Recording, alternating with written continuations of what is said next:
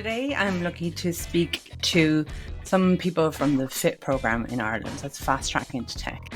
I've come across them a few times in the last couple of years, but didn't know about them at all maybe 18 months ago. And yeah, they're going to tell us about the apprenticeship programme for getting more people into tech and go into some experiences about what that feels like. Enjoy.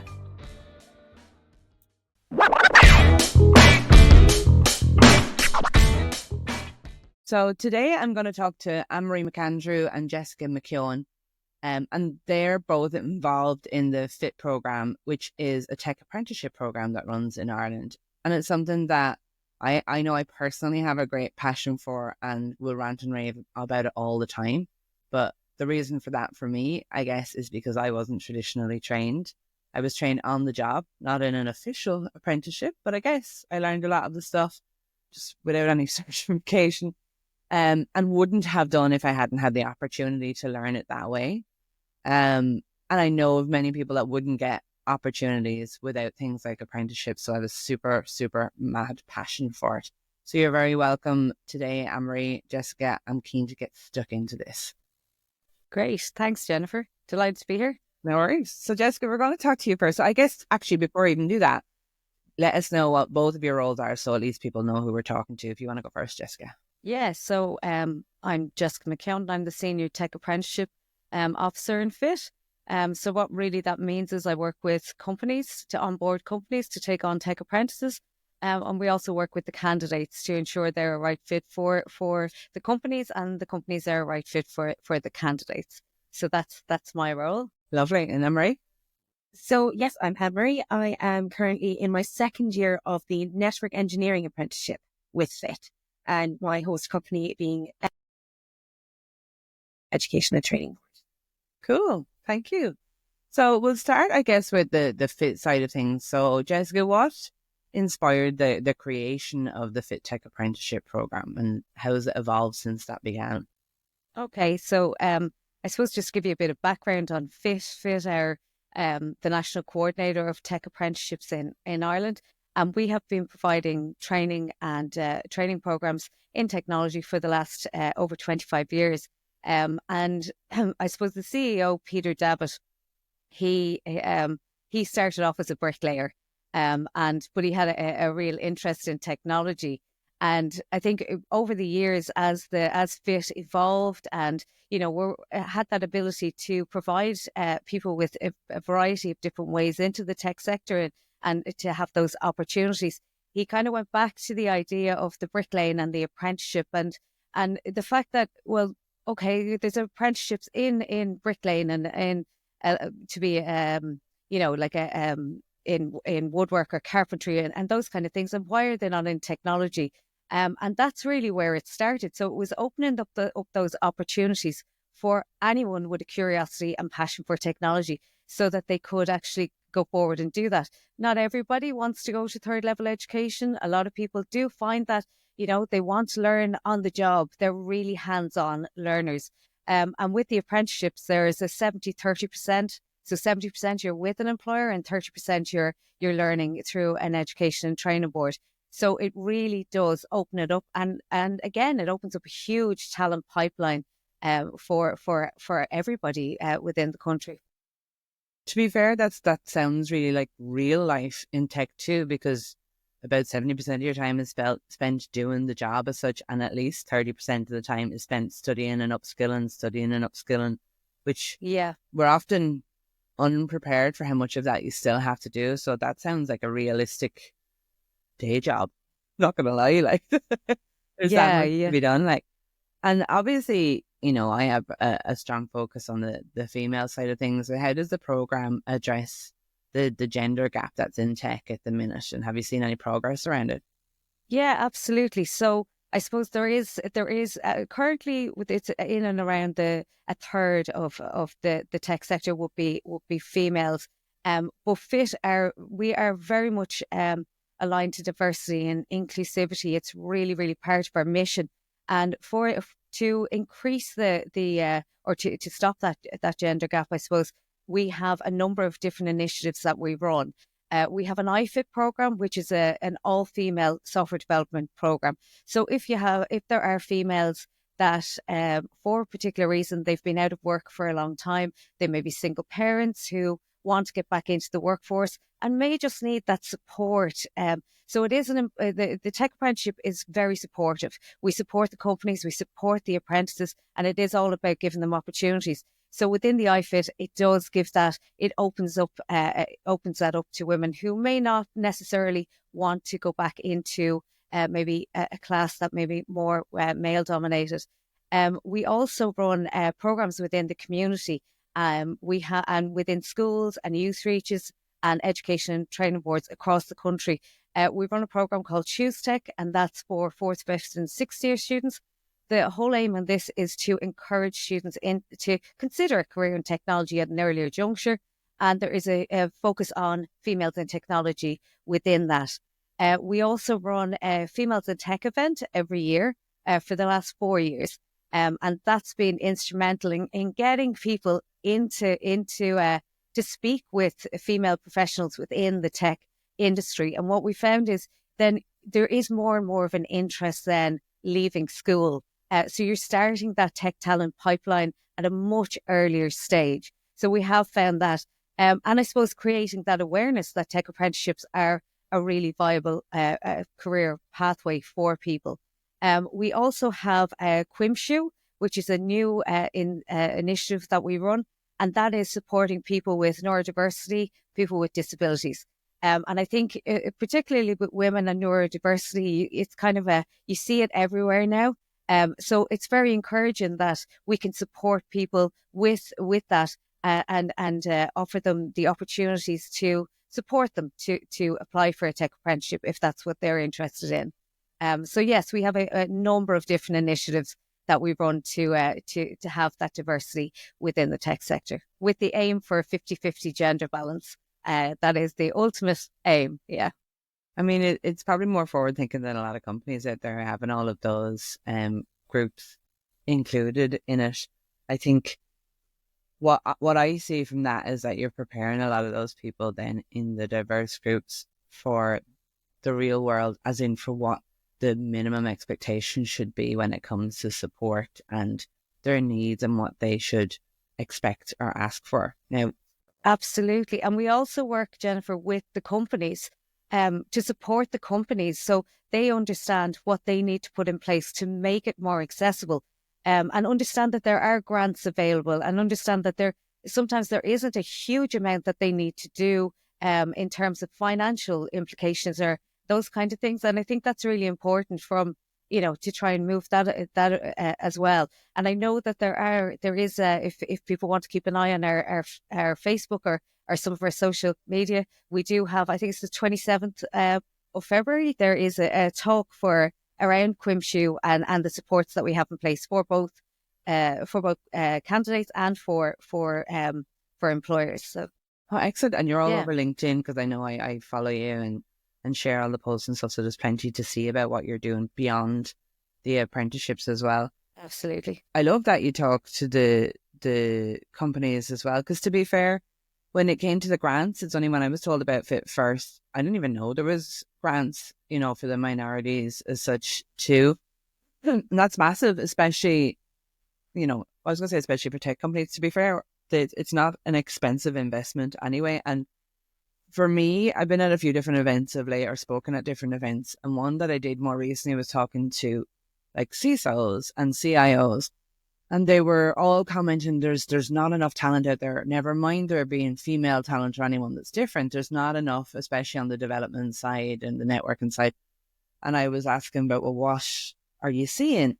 They were talking about the kinds of applications they see coming in, but what they're looking for is people, basically they're looking like everybody, looking for that unicorn. They want people to be able to hit the ground running, be ready to work. They want to be able to they don't actually care what they pay them, as in they're willing to pay them whatever the hell they need to be paid because they need to get them.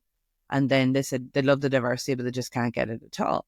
So I had said to them, are you thinking about apprenticeships at the time? And it was like the first time the word they'd ever heard it in their lives, never mind even as a company.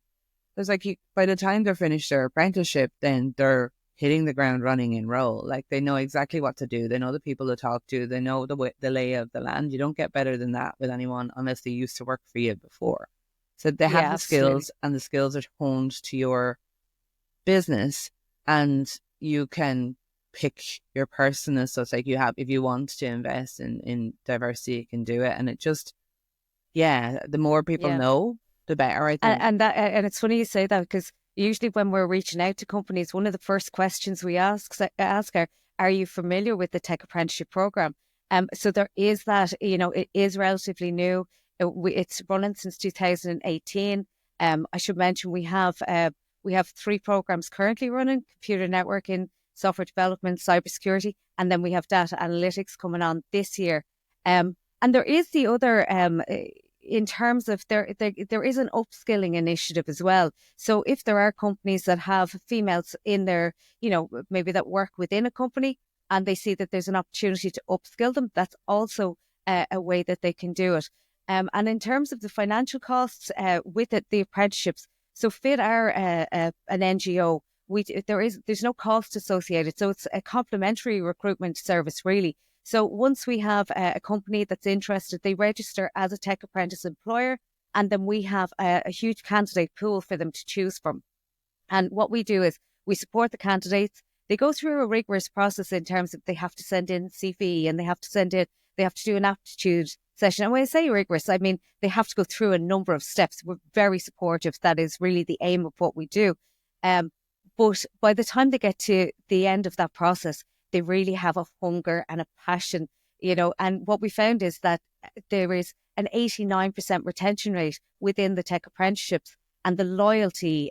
Jennifer, you attended, we had Tech Ascent last year in Croke Park, and it was really a wonderful event. And I don't know about you, but what stood out to me was, above all, we had over 30 companies there, and it was a terrific event. But what really stood out was the apprentices, their passion, their loyalty.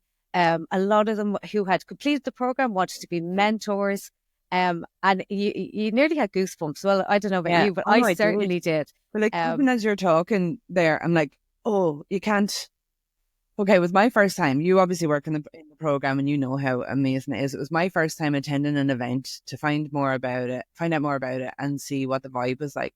Now, my little brain was thinking it's going to be like a recruitment event. People will probably turn up. If it starts at 9, the bigger group of people will be there kind of around 10:30. I'll get loads and loads of students, and maybe a handful. I even said, we were on the stand for Tenable at the time, and I even said to the recruiter that was on with me, I said, I'll take the older ones because I'm used to, talk to the returners or the women or whichever, because it's usually the women that are doing the second round of career as such. I said, and you can take all the students because you're used to talking to all them anyway. And then it blew my mind. It blew his mind as well. As a recruiter who's been doing what he does for years, he came in at about, I think it was on the button at 9 o'clock, and he goes, there's a queue outside. So I've never seen that before. And the whole time we were talking nonstop, and there was actually a really great mix of both students. And there was a lot more like adults or people career changing or returning to work or than I had expected at all. So my ignorance was absolutely put to bed in that session. And even for fun, I think I'd go to one of them again, regardless of the recruitment. Yeah, the atmosphere was electric. Like there was great feedback from it. And just, I suppose, with the apprenticeships, for anyone who did want to apply for an apprenticeship, you have to be over 18. So it's anyone from 18 up to, whatever age really that apply for the apprenticeships. But primarily it's between the ages of 23. We do have school leavers, but primarily it's people aged 23 to maybe 30, 35, that kind of age group that seems to be really popular with. But we are getting more and more people in from schools, obviously with all of our initiatives.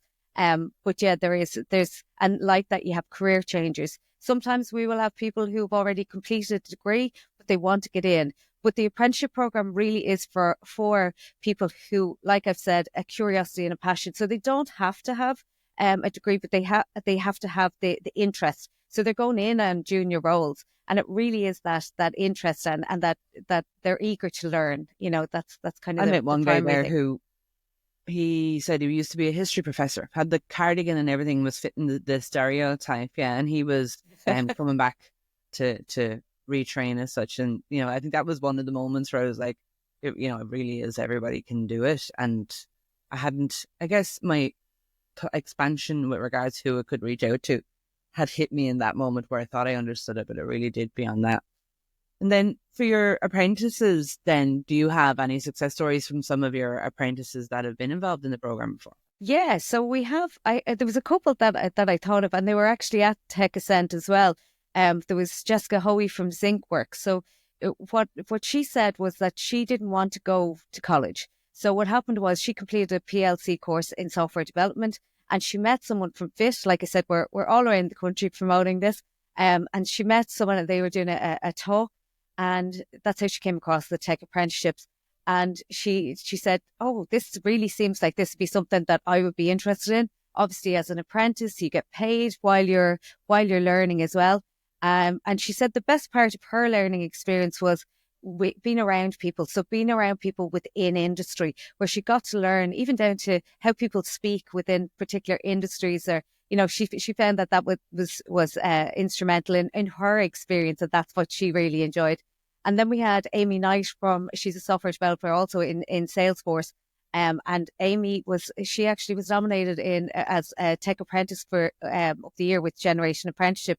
But she said that she had an ideal blend of qualifications and hands-on experience, and her journey was nothing short of transformative, and it broadened her skill set and ignited her passion for technology. So I thought that was, really, really inspiring women, and you could really see how they've grown, they've developed, and they're really, really advocates of the program. So yeah, they're just two examples. That we do have lots of examples, but they were two that kind of stood out to me as such. For anyone who might be listening to this and not actually watching the video, you should see the big proud mama smile on Jessica's face when she's telling that story. But you would feel proud of the You people. do, yeah. It's very satisfying. They're like, Yeah. you do have to work at it for sure. It's not an easy thing to do. But yeah, it's so satisfying to hear those kind of stories. And I one more question for you then before I go over to Anne-Marie is, you talked about how FIT collaborate with the employers on the D&I side to help them kind of know how to support those kind of different employees as such. But when it comes to the relevancy of their technical skills or any of the in-demand skills, how do you work with them on that to make sure that it's happening? Okay, that's actually a brilliant question. So we have a number of different companies that work on that are part of our FIT Board of Management, which include, for example, AWS, Amundi, IBM, SAP, just to name a few. Yeah. And they would give us advice. They would act as an advisory. So that's one part. We complete industry skills analysis. So we look at the key disciplines within the tech sector. We break them down into subsets so that we recognize what's required within the industry. We look at entry requirements, so the competencies that they have, and we also look at advanced levels. So there's a broad suite of needs within the tech sector. And within that, then, we have demonstrated over the years that our programs meet the needs of these of the competencies that are needed within the tech sector. And it's a level 6 award that the tech apprentices receive when they've completed. So we very much do, as you know, tech is evolving and changing all of the time. We work with Solus and the National Apprenticeship Office. We have programs at the moment that they're revalidated. So they were recently revalidated. We also are updating them again. We do have generative AI in all of the programs. We're adding to that again because obviously generative AI is huge in the tech industry now. So we're very conscious to keep moving with the times and with the evolving trends within technology, so that it is relevant for both the candidate and the employer. I get really excited every time I hear you think. See, when I was due to go to college, myself and my brother were in the same year. We're Irish twins. And he knew what he wanted to do and he was ready to go. Whereas I was in 100% faff mode. I had no idea what I wanted to do. And I was randomly picking courses because my mother was harassing me into filling out the CEO forms. But when the time came around, I remember my parents, and they would have been subsidized at the time because college is expensive, as I'm learning with 2 going off this year. But they would have been qualified for subsidies at the time, grants and such. But still at that, there was only the money in pocket to send one of us. And I remember being the big man, going like, I volunteer to not go, I'll work for the year or whatever, because I honestly didn't know what I was wanting to do anyway. But that still happens in families today as well, that they don't all have the budgets to send people, because even when you're fully subsidized, there's still cost involved in getting people there. And I think if something like this had have been available back then, I know I would have been a perfect candidate for it, because if I could get in and get stuck into something and get, my hands into it, then it was never going to be a problem. Back then you couldn't even, as a woman, you wouldn't, if you've gone for like carpentry or plumbing, it just wasn't the done thing. But definitely on the tech side, it would have been fantastic to do it. So I still remember me then, and every time you talk about it, I go, I want to do that. And then I have to remind myself, I work in tech. Yeah. And even when you mentioned the costs there, I suppose there's a lot of middle income earners as well. Yeah. Who really, may not be entitled to grants and things like that also. And it takes a lot of pressure off parents as well. And they come out with the qualification. They get paid to do it. It does offer that, less pressure on within families as well. And then like you mentioned, Jennifer, that it's 70-30%, where 30% you're learning, and that goes on throughout your career within technology. So a lot of people, when they've completed their apprenticeship, they will continue that learning journey throughout their time as well. So it is continual learning journey, and like we said, it changes all the time as well. So they're learning in real time, as well as not having the stress of the financial implications as well, which is great. Absolutely, yeah. Absolutely. Thanks a million, Jessica. We're going to come to No problem. Anne-Marie now. You've waited so patiently. Thank you so much.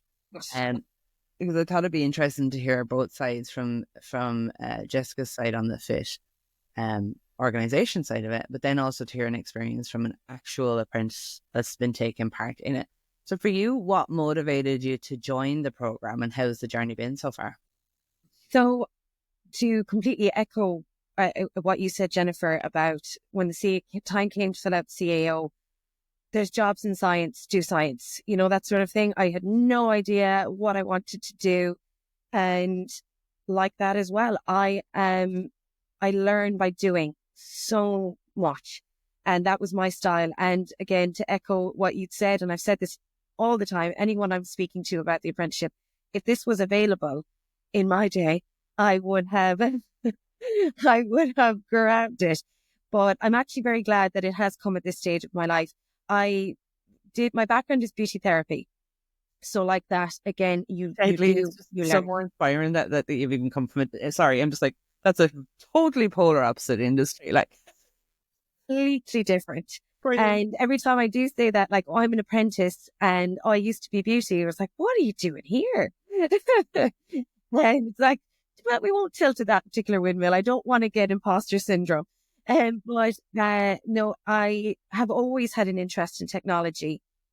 But again, in university, it just seemed kind of overbearing that I would just sit in a lecture hall with 200 other people and try to take notes. And I was a girl that I did go to university. I did an Irish diploma.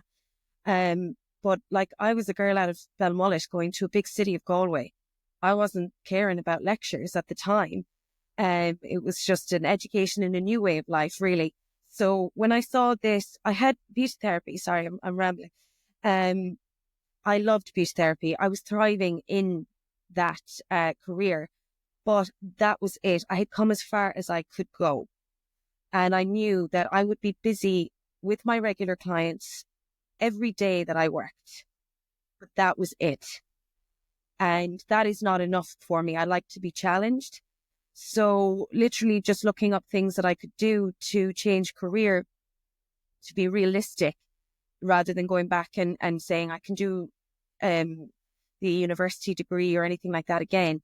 I saw this tech apprenticeship, actually saw it advertised through, and I applied for it for the network engineering because, again, I thought that would be more hands-on than a cybersecurity or software. And oh my goodness, it has completely changed my life for the better. I haven't looked back a day since I've started.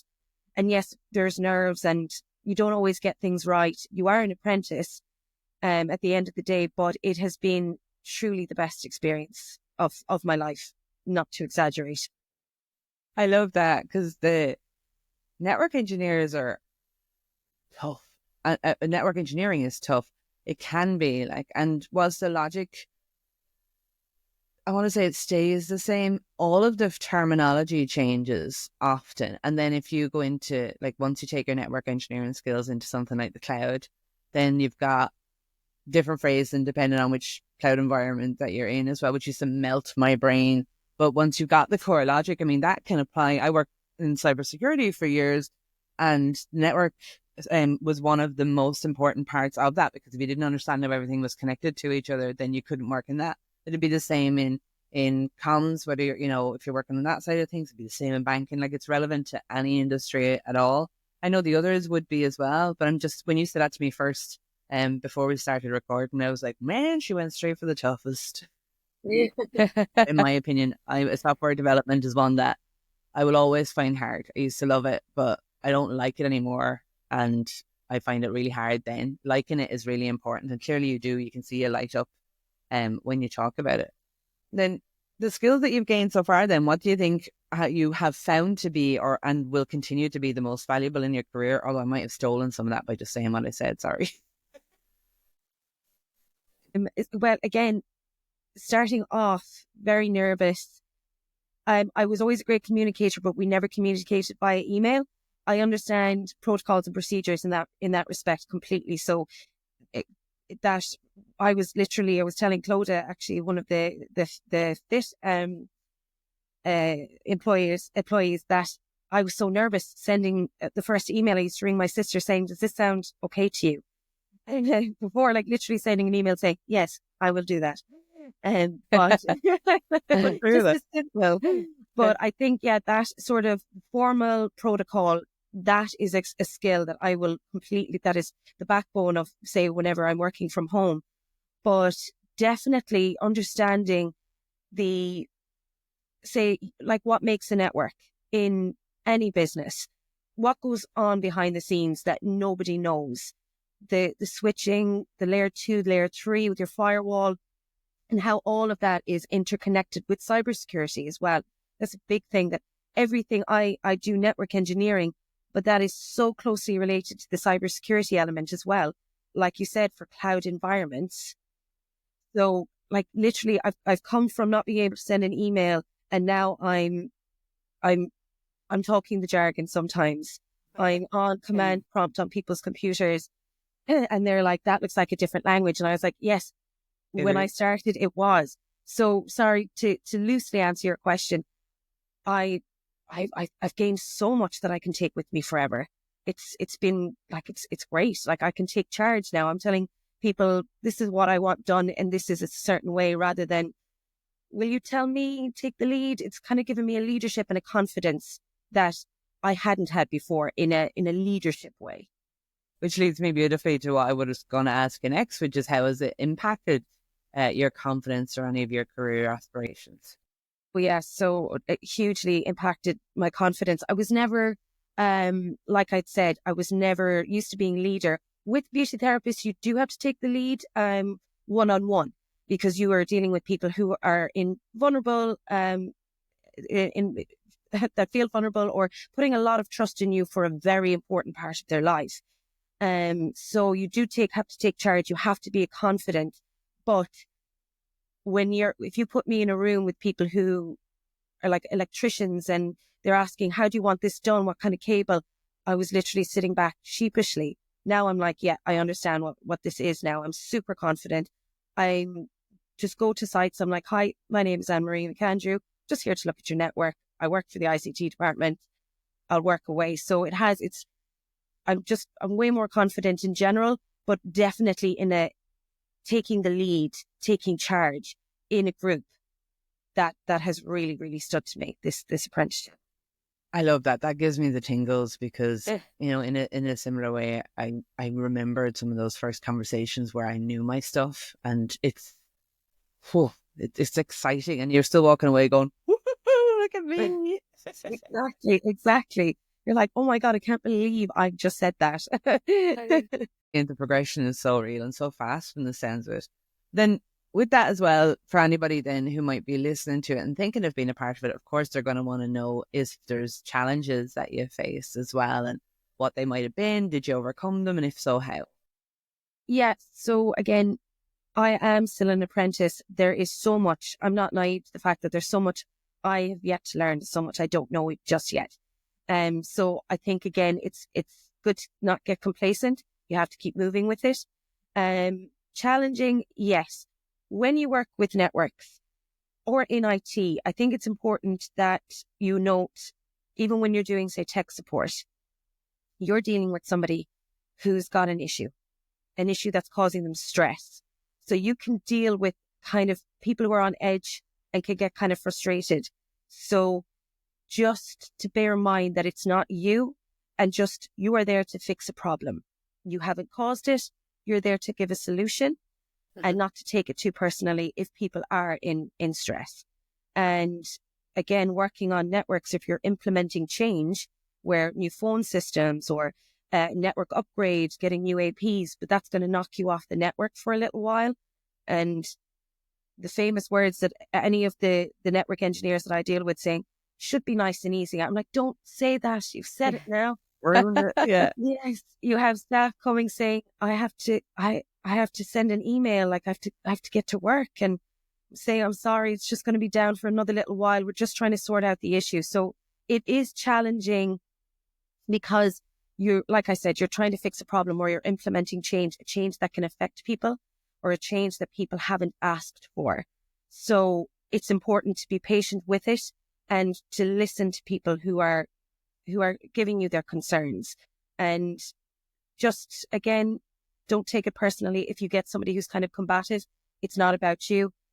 It's just, again, just keep the head down and just keep going. But it's completely overridden by all of the good things in the apprenticeship. I used to think that's why they used to put all the tech support people in the basement years ago, because you had the length of time it took people to get to the basement to fix the problem that was created. Love that. So before we finish up, then I've got one more question I'm going to ask both of you from your perspectives, such as really what advice you might give to somebody who's considering going into a tech apprenticeship, and then maybe especially if they're a woman as well. Do you want to go first, Anne-Marie? Yeah, perfect. My first thing is do it. Oh my gosh, do it. I am telling everybody that I come across about these apprenticeships, they are amazing. They will change your life. If you're willing, if you have a genuine interest and a willingness to learn, you will fly it. And don't talk yourself out of it. It's an apprenticeship. You don't have to have that degree. You can start, like me, not able to, needing advice on an email, to now leading network projects, calling to sites. I've been to almost every site in Mayo, Sligo, Leitrim. And to the women, again, do it. I went from a almost 100% female based career to a very male orientated one. I'm the only female on my team, but I have been welcomed with open arms by the ICT department of ME. It has never been an issue. And I think that's just wonderful. It's just, I've given you a job and you do it. And there's nothing to stop you. Absolutely nothing. It's the best thing you'll do. Genuinely.